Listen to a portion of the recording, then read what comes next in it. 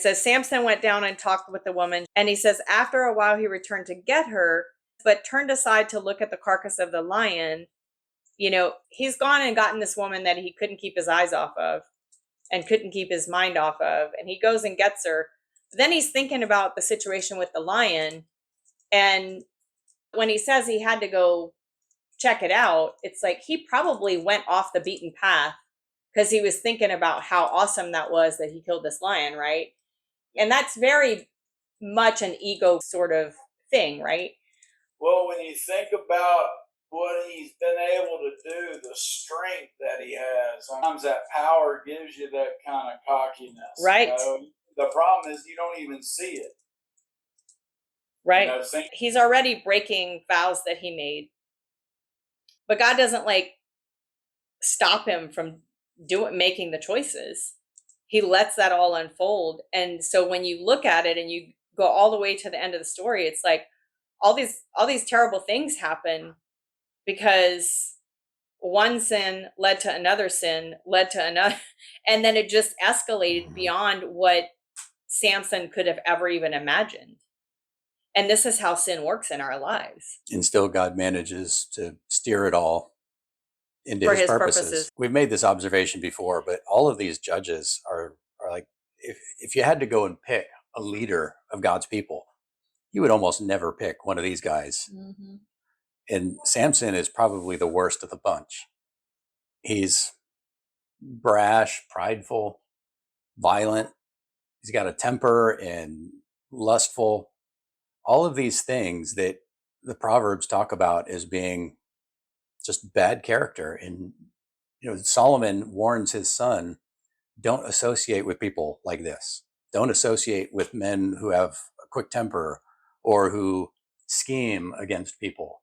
Samson's doing it all. Mm-hmm. Yeah. And he's just trouble. But God needs all sorts of people for his plan. And he knew who Samson was going to be. I don't know whether God intervened in Samson's genetics or exactly what he did, but he knew what was going to happen when Samson, growing up as a Nazirite. And I also wonder if that was part of it, that God set things up so that Samson would end up going down a specific course.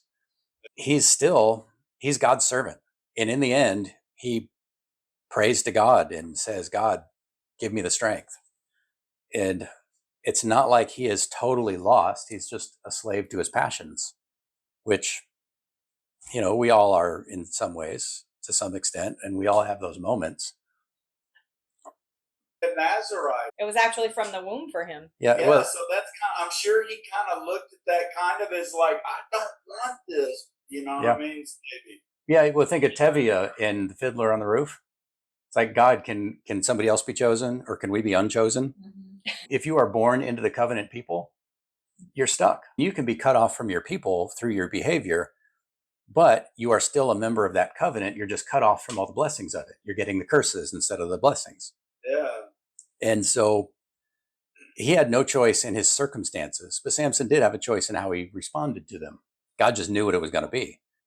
But I guess what I'm trying to get to is that there is a place in God's plan for every kind of person. I mean, it doesn't matter what your character is, your skills, your predispositions, your particular weaknesses. That's not the important thing. I mean, those are important for God's plan because he's got a purpose for you. The important thing is, what do you do with it? They're tools. Yeah, these are things that you can use for the benefit of God's kingdom. If you are full of passion and fire, I mean, look at Jeremiah. He was too. But he said that it was directed into preaching, into the prophecy about God's ways and calling the people to repentance. And he said he tried to stop, but God wouldn't let him. It was like a fire in his bones, and he had to speak out. And Samson is the same kind of thing, but it's coming out physically instead of in his words. And he's got a passion to tear down the Philistines. And I don't even know if he knows he does. He's just got a passion to tear stuff down, and the Philistines are in his way. It's like the Hulk smash, right? Yeah. It seems like something's got to go. Yeah. When you read through his whole story, you're just like, yeah, what's up with this dude? Yeah. And looking at each one of us, I mean, none of us are Samson. None of us have that gift of strength. But God designed us all with some kind of calling, some kind of gift. We all have the things that we know or the things that we're good at. Even if you don't see whatever it is that you're good at as being really that significant, God's got a purpose for you in his plan. And if you're willing to step into it and take it, then he's going to use you. Not everybody can be the destroyer like Samson. Not everybody can be the king like David, or the psalmist like Kenaniah, or I only know that name because of the Petra song from the 80s.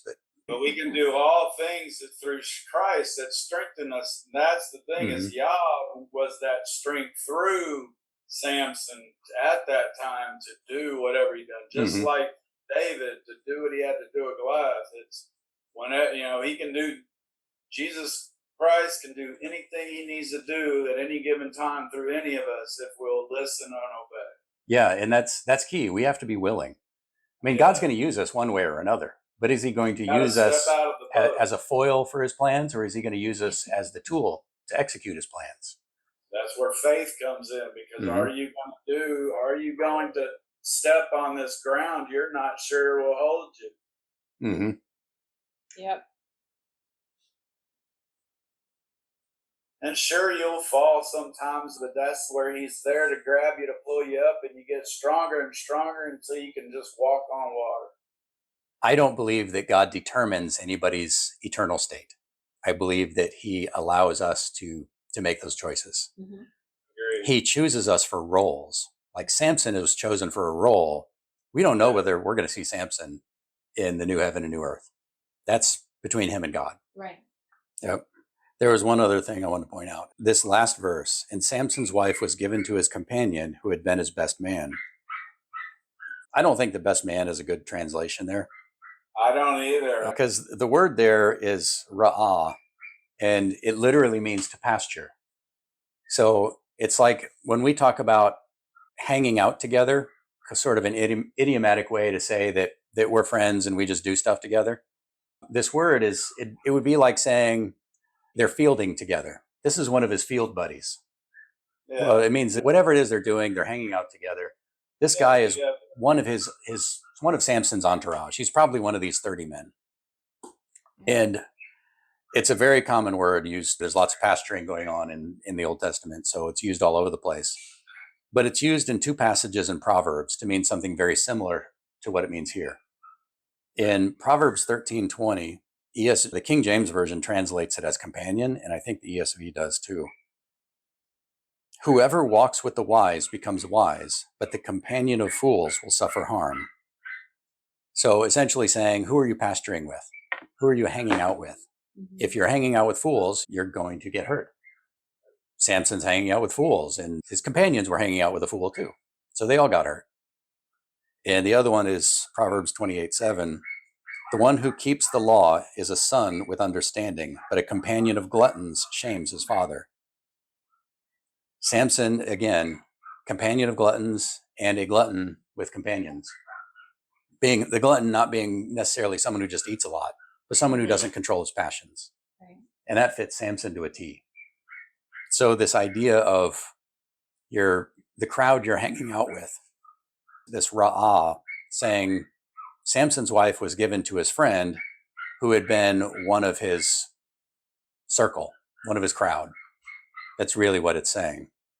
And the crowd that Samson was hanging out with was not one that was good for him. And he wasn't good for them either. Yeah, apparently. Like oil and water.